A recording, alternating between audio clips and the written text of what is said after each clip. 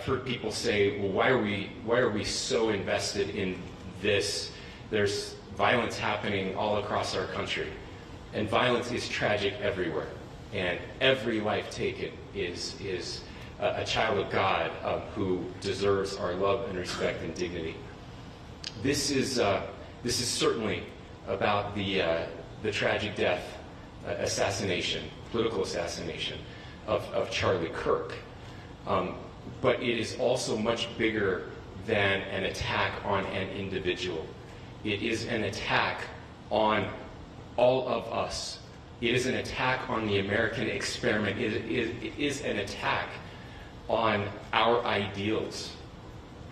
This cuts to the very foundation of who we are, of who we have been, and who we could be in better times. Political violence is different than any other type of violence for lots of different reasons. One, because in the very act that Charlie championed of expression, that freedom of expression that is enshrined in our founding documents, in having his life taken in that very act, makes it more difficult for people to feel like they can share their ideas, that they can speak freely. We will never be able to solve all the other problems, including the violence problems that people are worried about, if we can't have a clash of ideas safely and securely. Even, especially those ideas with which you disagree. That's why this matters so much. Over the last 48 hours, I have been as angry as I have ever been, as sad as I have ever been. And it was, as anger pushed me to the brink, it was actually Charlie's words that pulled me back. I'd like to share some of those. And specifically right now, if I could, I need to talk to the young people in our state, in my state, and all across the country. As President Trump reminded me, he said, you know who really loved Charlie? The youths. And he's right. Young people loved Charlie, and young people hated Charlie. And Charlie went into those places anyway. And these are the words that have helped me.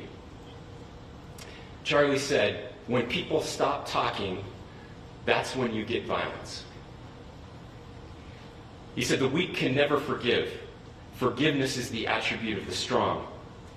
The only way out of the labyrinth of suffering is to forgive.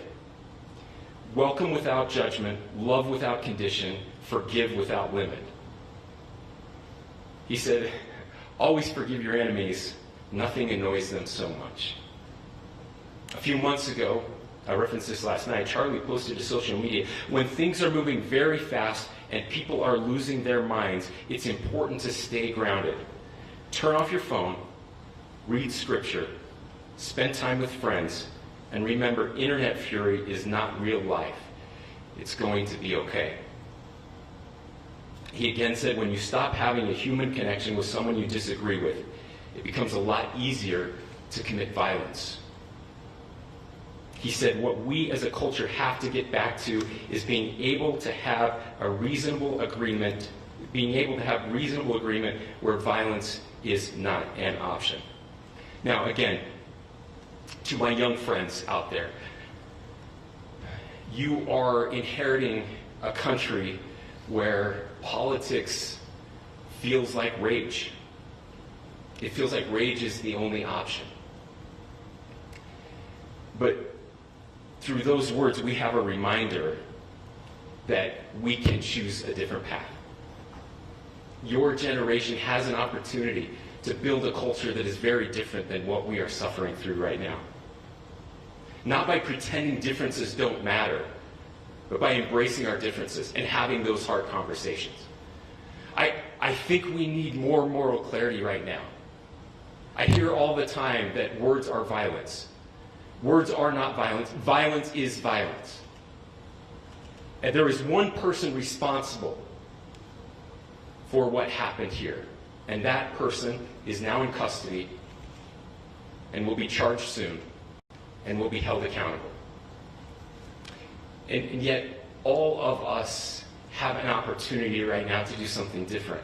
I want to thank my fellow Utahns. This bad stuff happens. For 33 hours, I was praying that if this had to happen here, that it wouldn't be one of us. That somebody drove from another state, somebody came from another country. Sadly, that prayer was not answered the way I hoped for. Just because I thought it would make it easier on us if we could just say, hey, we don't do that here. And indeed, Utah is a special place. We lead the nation in charitable giving. We lead the nation in service every year. But it did happen here. And it was one of us. But I want you to look at how Utahns reacted the last 2 nights. There was no rioting. There was no looting. There were no cars set on fire. There was no violence. There were vigils and prayers and people coming together to share the humanity. And that, ladies and gentlemen, I believe is the answer to this. We can return violence with violence. We can return hate with hate. And that's the problem with political violence, is it metastasizes. Because we can always point the finger at the other side. And at some point, we have to find an off-ramp, or it's going to get much, much worse. But see, these are choices that we can make. History will dictate if this is a turning point for our country. But every single one of us gets to choose right now if this is a turning point for us. We get to make decisions. We have our agency.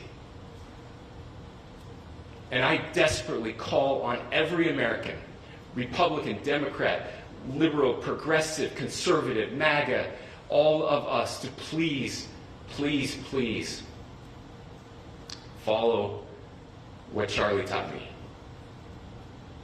I'll just conclude with words I share often from a friend and author, Yuval Levin, who was asked if he was optimistic about our country. And he said, I'm not optimistic. He said, I hate optimism. God, that sounds bad. But he said, optimism is a vice. It's this idea that good things are just going to happen. And he said, in the history of the world, good things have never just happened.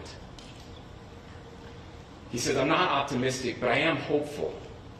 And hope is the virtue that sits between the vices of optimism and pessimism. Hope is the idea that good things are going to happen because we can make them so. I still believe in our country. And I know Charlie Kirk believed in our country. I still believe that there is more good among us than evil. And I still believe that we can change the course of history. I'm hopeful because Americans can make it so.